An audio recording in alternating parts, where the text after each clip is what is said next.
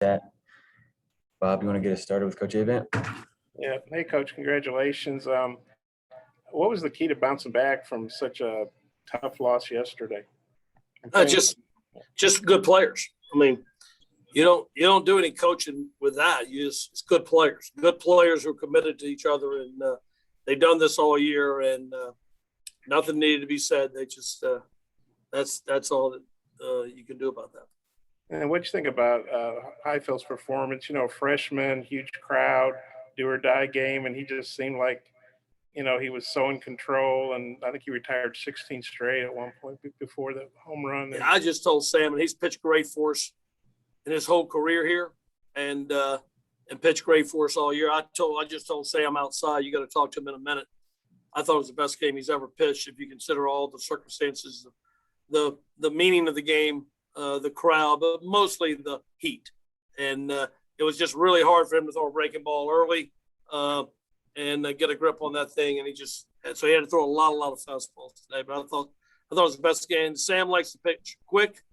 He's a pitcher, gets the ball and throws it. But today he had to take his time and become a different pitcher. And that's just the quality of a competitor and a bulldog, which Sam is. Thanks, Coach. Rob. Yeah, Elliott, I lost track of how many bunts you called, but it seemed like every time you did, NC State got it down and moved the runners over. You had the contact play. I think it might have been Tresh that scored. Just your execution this afternoon against the Razorbacks. Could you just speak to that, please? Yeah, I mean, we talked about, I think we made the statement early on, whether it was the ACC tournament or whether I think it was actually at the regional. Sometimes you beat teams during the regular season because you might just be better and you still don't execute well. When you get to the last, 16 teams in the country, that execution takes on a different parameter and importance. And you got to do the little things, whether it be base running or getting bunts down or going on a dirt ball. You got to do the little things, and you got to do them well, and you got to do them aggressively, but with a little smartness. And I thought we did a great job getting the bunts down today and yesterday as well. Do you feel like your team, in terms of the bullpen, in terms of setup for the game 3, is this about the best you could possibly hope for? Yeah, this is kind of how this has been our the way we've done it the last 3 months. Nothing's changed. This is the way we've done it, and we're in the same situation we've been in for the last 3 months. And then finally for me, sir, I don't know if you'll win tomorrow, but you came back from what was probably one of the more embarrassing losses in NC State history to beat a 50-win team in their place, and you had to hold on to do it. Is this one of the bigger wins of your career? They're all big, and this one obviously is really big to beat a great Arkansas team, pretty much number one in the country all year. The winning the SEC, this crowd, this environment. But I disagree with one thing. I don't think it was an embarrassing loss yesterday. Well, obviously the score was lopsided. But in that regard, that's what I'm saying. When you're playing with like 240 teams are sitting at home, I don't think there's anything embarrassing about that. Well, the pitchers got you there, so the relief pitching that helped you set up, would you say? Oh, absolutely. Thank you. Andrew? Yeah, Elliott, you said that you told Sam that you thought this was the best game that he's ever pitched. Looking at Evan and what he did after things went a little bit sideways for you guys in the 7th there, to still get you out of it with the lead, and then the way he just completely shut them down in the 8th and 9th innings. Is that one of the better outings that you've seen from him in his career as well? It's actually a very similar outing to how he's been the last, I'd say, 2 months of the season. That's what he's done. And it was unfortunate there in the 7th. A couple of things happened. The ground ball, which just hit very, very well.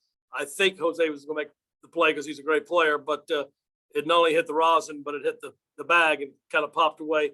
And Jose was going to have a chance to that play.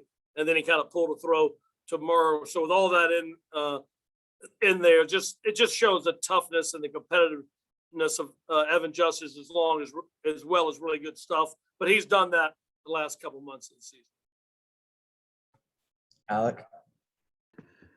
Yeah, I think you guys have now won 8 straight games the day after a loss. And today, obviously, I mean, you go down early. Just the resilience of this group and that ability to battle back in these games and battle back from losses, just how impressive has that been for you all season to see that from them? That's what I've told you all season. You basically just repeated everything I've said at every talk we've had after the games. This is the most impressive group I think I've ever had, and reminds me so much of the first team that I was fortunate enough to coach with Coach Tanner's players. And we've had great teams in between. But when you use the word resilience, when you use the word toughness, I instantly think of this team. Clara? Yeah, Coach, I guess kind of going off of that, having a game with a loss of 19 runs kind of gets a lot of teams down. Your team almost seemed to do the opposite, use that as fuel to come back and win today.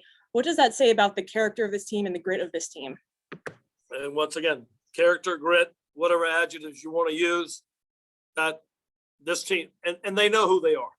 This team, they understand who they are. Yesterday, nobody wants to get beat by that margin, but they knew how the game went, and they knew how we got to this point. And breakfast this morning was as good as it's ever been. This team is very consistent, and the pulse of this team stays the same no matter what. Jonas? Coach, you kind of just answered the question I was going to ask. What was the vibe of the team the last 24 hours? You said the pulse of the team at breakfast was probably as good as it's been. You kind of talked about it before you guys went down there, how loose this group has been. Was that what you expected them to be loose and approach the day like they did? I just expect them to be professionals. That's what they've been all year. They're loose, but they're never tight, but they're not too loose. I know they got a game to play. They're focused, but this is what I'd call a professional group. They approach the game the right way. They respect the game the right way, each other, and it's just been a fun team to watch play. Tom? Coach, on Heifel's tempo, did you guys talk to him about maybe slowing things down in this heat today? No, I did. That's what I told Sam. He had to battle a lot of things today, and he figured out how to battle that. That's what makes him so. He's not only a competitive player and a bulldog, he's smart, and that's what this team is. They have a lot of smarts about him, and he likes to pitch fast, but he couldn't grip the breaking ball early on, and he was throwing a lot of fastballs more than he normally throws. But part of that is the moisture and running down, his forearm and his hand. He probably had to go to Rosenbach probably 40 times today just to get some dryness to be able to throw the ball. And so he was forced to slow things down, and he understood that. But no, we didn't talk to him about that.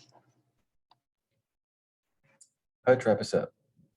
Yeah, Coach, real quick. Justice finished with 48 pitches for you tonight. Is he a guy that would be capable of coming back and throwing again tomorrow if you need him?